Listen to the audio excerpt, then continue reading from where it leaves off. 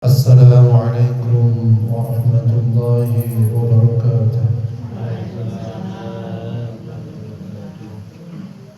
الحمد لله رب العالمين. اللهم صل على محمد وعلى آله وأصحابه أجمعين. أما بعد، رب اشرح لي صدري ويسر لي أمري واحلل عقدة من لساني يفقهوا قولي.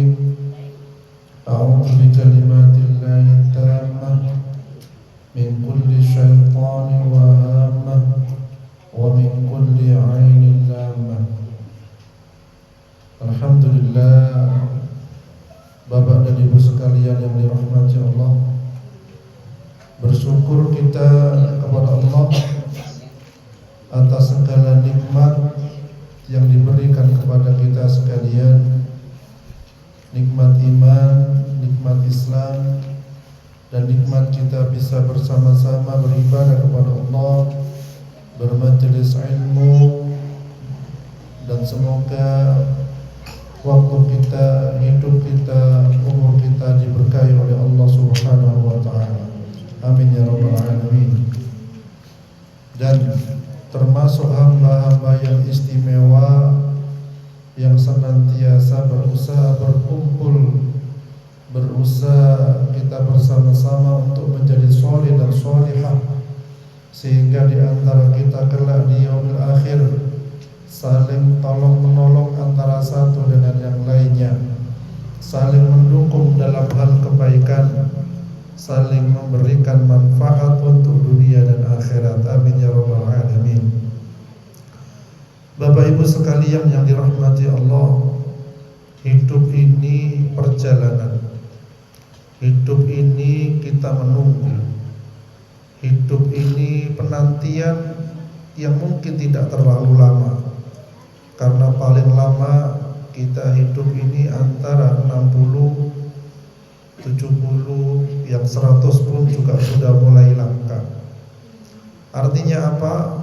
Penantian kita terhadap kematian itu adalah penantian yang pasti. Ketika kita berumur 50, 60, ada kata target 10 tahun lagi Allah ambil, berarti usaha kerja keras kita mencari bekal untuk akhirat lebih banyak diperkuat, diperketat, ya, diperpadat supaya deposito kita di akhirat semakin banyak. Tetapi mungkin ada sebagian dari saudara kita, teman kita yang masih belum mempersiapkan kematian. Marilah kita ajak untuk mempersiapkan, karena semua itu tidak ada yang pasti. Allah yang menentukan. Kapan hari, entah 2 hari yang lalu atau 3 hari yang lalu, ada anak-anaknya masih muda, ya mungkin 30 tahunan. Tapi kalau sudah Allah berkehendak, dia bisa naiki sepeda motor dalam perjalanan, ya, dan seakan-akan itu kejadian yang langka. Dia meninggal karena apa? Yaitu tertimpa apa? Tiang listrik. Tiang listrik beton, betul.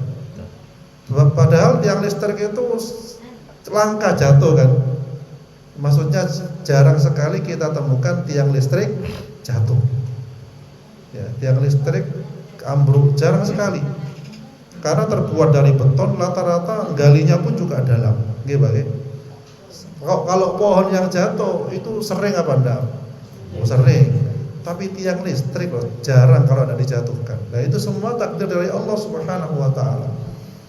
Ya, dan semoga Allah berikan mati yang syahid beliau, karena meninggalnya pun juga mencari nafkah, ya.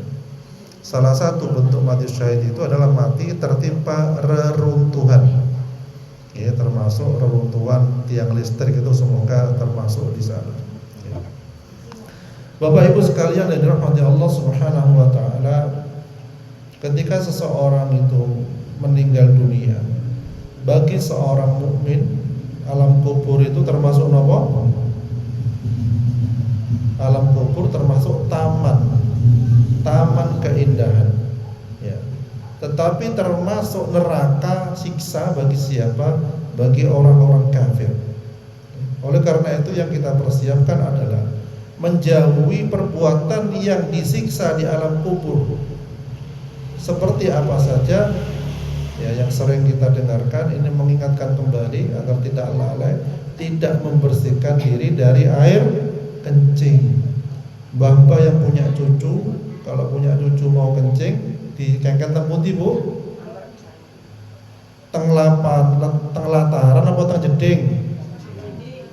Alhamdulillah. Lek tiyang Senin teng lataran nggih. Mbah pipis ya wis ngarep kono, diutak wis. Saniki jeding kan pun kathah nggih. Temu musala wonten jeding, teng griya wonten jeding, teng masjid jedinge wis kados kamar-kamar mewah. Nah, jadi tidak ada alasan ya, ketika dalam perjalanan kencing di pinggir kali, nggih. Tidak ada alasan. Tapi itu biasanya bapak-bapak nggih. Awalnya bapak-bapak ngaji insyaallah mboten. Karena pikirannya engko nanti kalau kencing di pinggir sungai, pinggir kali, ada membersihkan diri, ya khawatir kan sholatnya tidak sah ya, dibuat sholat. Membersihkan diri dari kencing dimulai dari sedini mungkin sejak kecil. Kemudian kita menghindarkan dari alam siksa kubur, yaitu juga dilarang mengadu domba. Kalau ada permasalahan, jangan menjadi kompor. Nggih Bu. Nah, lewat masalah entah itu anaknya orang atau anaknya sendiri atau menantu, jangan menjadi kompor. Jadilah kita niku penengah. Nggih. Walaupun anaknya sendiri kalau salah ini disalahkan, kalau benar nggih dibenarkan. Niku adil. Nggih. Jangan karena anaknya sendiri salah benar tetap dibela, itu salah. Ya, dalam Islam itu karena kita itu nggak ada patokan, nah itu syariat Islam. Mana yang benar, mana yang salah. Ya. Yang benar dibela, yang salah diluruskan. Nah, itu dalam Islam begitu. Kalau orang benar salah tetap dibela, kalau salah tetap dibela itu bisa masuk adu domba. Dan ini naudzubillah mendapat apa? Siksa di alam kubur. Kemudian juga berkhianat ya, atau korupsi. Nah, siapapun di antara keluarga kita, teman kita, bahkan mungkin anak kita, naudzubillah min dzalik, lek korupsi, ya, boten jujur, ya itu kita ingatkan. Ya, bahkan dusta, ya, yang termasuk di dalamnya itu juga kita ingatkan. Karena siksa kubur bagi mereka yang berdusta, ya, berzina, umur riba, ya, tidak bayar hutang dan lain sebagainya, itu termasuk yang akan dialami disiksa di kubur. Ya. Kemudian yang menyelamatkan dari kubur ini pun apa? Yaitu amal soleh yang ikhlas karena Allah. Ya, kita di dalam hidup ini punya tugas yang mulia yang dibebankan oleh Allah kepada kita sekalian, yaitu sebagai seorang dai, juru dakwah, siapapun kita. Ini tugas mulia dari Allah Subhanahu wa taala. Dai ini yang bayar Allah Subhanahu wa taala. Perjuangan itu yang bayar Allah Subhanahu wa taala. Oleh karena itu kita dianjurkan ikhlas dalam berjuang, bahkan juga berkorban mengharap pahala dari Allah Subhanahu wa taala. Ini yang menyelamatkan siksa kubur. Ya, jadi panjenengan yang meramaikan musola ini, majak bareng-bareng, masya Allah, insya Allah termasuk akan terbebas dari siksa kubur. Ya, mau paling ngajak sholat di Masjidil Haram, masya Allah, luar biasa. Ya. Bolak-balik, tapi tidak bosan aja. Malah ngajak kebaikan. Ya, dari sana, dari Masjidil Haram, panjenengan bayana buson dan sebagainya, bertambah taat kepada Allah, wah, luar biasa. Itu namanya haji mabrur. Mabrur itu adalah bertambah taat kepada Allah, ya. Bertambah dekat dengan Allah Subhanahu wa taala, bertambah berserah diri, bertambah merendahkan diri, bukan menyombongkan diri. Karena hakikatnya semuanya milik Allah, dan kita pun ketika berada di sana kira-kira kecil apa enggak? Kecil. Ya. Kecil. Ya, karena di sana banyak orang yang besar-besar di antara kita, tinggi-tinggi. Bisa jadi 2 meter, 2 meter setengah, ya. Ya, dalam artian kecil itu maksudnya kita itu hamba yang lemah, hamba yang tak berdaya. Kemudian juga disampaikan bahwa yang menyelamatkan dari siksa kubur itu yaitu membaca surat apa Bu? Al-Mulk, tabarakalladzi biyadil mulk wa huwa ala kulli syai'in qadir. Paling nak jenengan hafalkan iki. Ibu-ibu wonten sing hafal nggih surat Al-Mulk nggih? Oh alhamdulillah, apa ya hafal Quran nggih. Lek Yasin hafal akeh tunggale nggih. Tiap anu diwaos. Lah lek Al-Mulk hafal lho sae. Syukur-syukur tambah Al-Kahfi nggih. Nanti derajat kita di sisi Allah ditentukan juga dari hafalan, banyaknya hafalan kita. Ya, apalagi yang masih anak-anak ya imam ya dihafalkan ya, sering didengarkan di rumah, lama-lama hafal insya Allah. Nanti memberikan mahkota kepada orang tuanya, mahkota dari surga itu lebih baik daripada dunia seisinya. Ya. Panjangan nemu emas 1 kilo, seneng tau mboten Bu? Teng Sabin di sawah nemu emas 1 kilo, seneng mboten? Oh, seneng sekali. Terus niki 1 kilo 2 miliar katakanlah. Lah apalagi kita menemukan menjadikan anak soleh dan soleha yang kelak akan berikan mahkota kita di surga, cahaya yang lebih terang daripada matahari dan bulan, masya Allah, luar biasa. Kemudian juga disampaikan bahwa orang yang dilindungi dari siksa kubur adalah orang yang mati syahid, ya. Mati syahid peperangan itu yang utama. Mati syahid di dalam perjalanan, ya, di dalam menuntut ilmu, ya. Kemudian mati syahid kena reruntuhan, mati syahid tenggelam, mati syahid mati juga karena sakit perut dan lain sebagainya. Ya. Kita mengingat akhirat itu agar selalu berusaha dekat dengan Allah Subhanahu wa taala, sehingga target kita oleh sholat itu jelas. Ya Allah, aku mungkin tidak lama lagi akan Engkau panggil, ya. Tidak lama lagi, entah 10 tahun, 20 tahun, kan tidak lama, ya.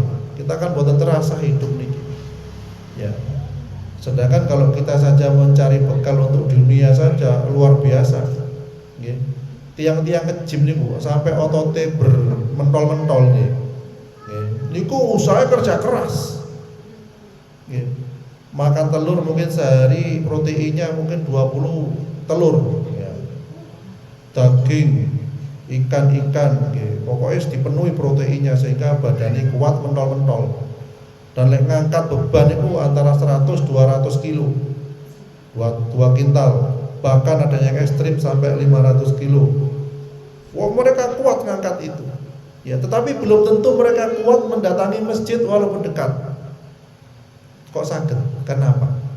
Orang yang badannya kuat, orang yang badannya kelihatan sehat, itu belum tentu kuat mendatangi musola, belum tentu kuat mendatangi majelis ilmu, belum tentu kuat mendatangi majelis zikir, belum tentu kuat mendatangi kebaikan. Karena apa? Karena kebaikan itu tidak hanya dibutuhkan kekuatan fisik, tapi kekuatan apa?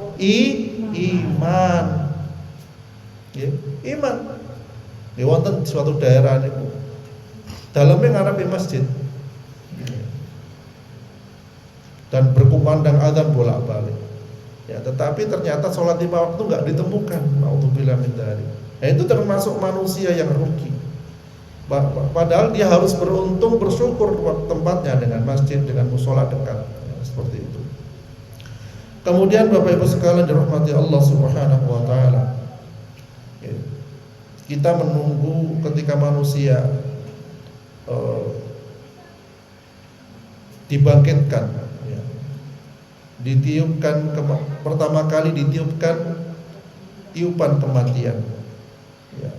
Dan ingatlah hari ketika ditiup sangkakala, maka terkejutlah segala yang di langit dan segala yang di bumi, kecuali yang dikehendaki Allah Subhanahu wa taala. Tiang-tiang Palestina dan sekitarnya itu seringkali mereka terkejut karena apa? Bom, ya, terkejut karena bom yang luar biasa dahsyatnya. Gedung tinggi bisa runtuh, itu kagetnya luar biasa. Dan ketika kaget, bahkan tubuh terpental mungkin 20 meter ke atas, bisa lebih, saking terkejutnya. Dan kematian pun sekali tembakan mereka bisa 100-500 orang yang meninggal dunia, yang syahid, ya.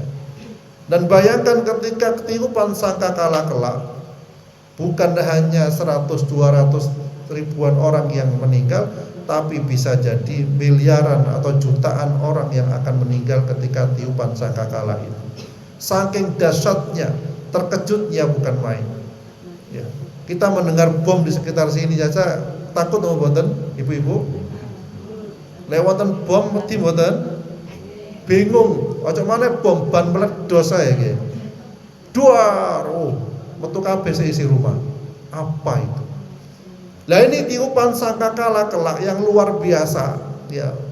Sampai manusia terombang-ambing dan sampai dia meninggal dunia karena tiupannya cukup dahsyat. Ya. Maka hancurlah alam semesta. Ya. Kemudian setelah 40 masa ditiup malih tiupan kebangkitan. Ya. Kemudian ditiup sangkakala itu sekali lagi, maka tiba-tiba mereka berdiri menunggu putusan masing-masing. Dan apa yang terjadi? Mereka menunggu di padang mahsyar. Itu pinten tahun, Bu? Ada yang ingat? Bapak-bapak? Ngenteni teng padang mahsyar pinten tahun? 50.000 tahun. Yang sering kita sampaikan 50.000 tahun. Ngenteni di padang mahsyar. Niku bagi siapa? Bagi orang-orang kafir. Ya, adapun orang muslim, orang Islam sesuai dengan amal perbuatan masing-masing. Bisa mungkin kurang dari 50.000 tahun. Orang yang mukmin betul-betul beriman, ya mereka menunggunya sebentar, cepat masuk. Kalau kita antrian, antrian entah itu antrian bansos misalnya, antrian di bank ya dan lain sebagainya, antrian di pengobatan, lek kita masuk dulu niku seneng napa ndak? Aku nomor 1, seneng pol. Tapi wonten malih sing antrian aku nomor 20, sehingga ngenteni 1 jam 2 jam.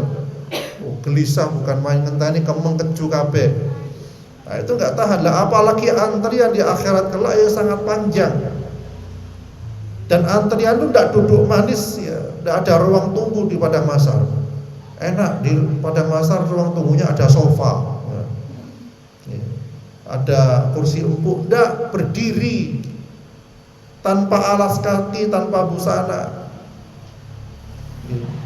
Suasananya mencekam, bukan lagi tenang. Padahal kita menunggu di masjid, di musola aja, lek ada kipas angin ya sumuk banget. Tapi lek teng Masjidil Haram boten khawatir, Pak. Insya Allah dingin, ya. Insya Allah dingin, Pak. Lah itu di padang mahsyar nunggunya panasnya luar biasa, keringatnya bercucuran sesuai dengan amal perbuatan. Ada yang tenggelam dengan keringatnya semata kaki, ada yang tenggelam dengan keringatnya sedengkul, ada yang sepusar, ada yang seleher, ada yang kelelep sampai kepala, kelelep dengan keringatnya sendiri, tenggelam dengan keringatnya sendiri. Naudzubillah min dzalik. Gitu. Jadi seperti itu. Dan perlu diketahui bahwa bentar lagi kita bulan Dzulhijjah namanya saja. Kurban ya. Ini kesempatan amal kita berbuat amal baik. Beramal yang banyak, bersedekah, bahkan tingkat tinggi itu haji ataupun juga selanjutnya adalah berkurban. Ya. Dan amalan-amalan yang lain bisa kita lakukan, baca Al-Qur'an, berzikir, bersedekah sebanyak-banyaknya. Karena Allah melipat gandakan pahala. Ya, dimulai dari 10 hari gitu, sebelum hari raya. Ya. Ini kesempatan kita sekalian, mari kita siapkan bersama-sama. Yang temu sholat ini insya Allah korban bagi. Insya Allah rutin ya. Insya Allah rutin korban. Dan jangan lupa yang berkorban, yang kita mendoakan yang berkorban agar Allah mengganti rezeki yang lebih baik. Ya itu penting ya. Kadang nun sewu saya sendiri kadang lupa. Oleh daging lali boten ndongaaken sing maringi daging, gitu. Ya itu memang nun sewu ya. Kadang memang manusia itu dilupakan oleh setan untuk bersyukur. Iku penggawane setan ben manusia enggak bersyukur. Tapi lek sak kresek itu sanes istri daging, tulang-tulang tok. Gerundel, gak kena iki. Toto omah isine tulang-tulang tok. Iku dikai usus durung dicuci. Ngomel sampai sak kampung krungu kabeh. Tapi lek oleh daging empuk, daging wis kuwatel ya 2 kilo sekilo 2 kilo meneng aja ngomong-ngomong ya. Lah itu manusia ya. Jadi mari kita bersama-sama ingat yang ngasih korban entah besar atau kecil yang berkorban kita syukuri. Karena dia sudah berusaha untuk berkorban walaupun kecil. Yang awal lagi yang berkorban besar juga kita syukuri supaya Allah memberikan rezeki lagi bisa berkorban lagi tahun depan. Jadi hargai orang yang berbuat kebaikan walaupun kecil. Itu usaha dia untuk mendapatkan pahala dari Allah Subhanahu wa taala. Ya, begitu juga panjenengan yang datang ke sini berupaya berbondong-bondong meninggalkan rumah, ya, ibu-ibu yang punya suami yang belum bisa diajak ke sini, saliman dulu kepada suaminya, izin Pak aku di pengajian itu nggak no oleh ilmu sing manfaat, amin. Ya saya ngoten niku. Pak aku mau pengajian, ya panjenengan mau minum apa? Kopi, susu, teh, soda gembira misalnya loh ya. Soda susah Oke, no kopi sih. Wah, jenengan laksanakan. Buatkan kopi, teh, susu atau jamu-jamu temulawak ben iso guyu nggih. Nggih, lek suami stres teng griya Bu, jenengan damelken temulawak. Normale gak ada suami darah tinggi, temulawak terus ben guyu. Nggih. Ya maksudnya untuk meredakan stres. Jadi temulawak itu untuk meredakan pikiran berat. Nggih, memperbaiki liver. Nggih, lek khawatir doyan mangan campuri kunyit. Nggih. Jadi seperti itu. Nah, itu perbuatan yang baik. Dengan menuntut ilmu dapat manfaat, meninggalkan rumah, insya Allah juga mendapatkan pahala dari Allah Subhanahu wa taala. Ini persiapan kita menuju akhirat.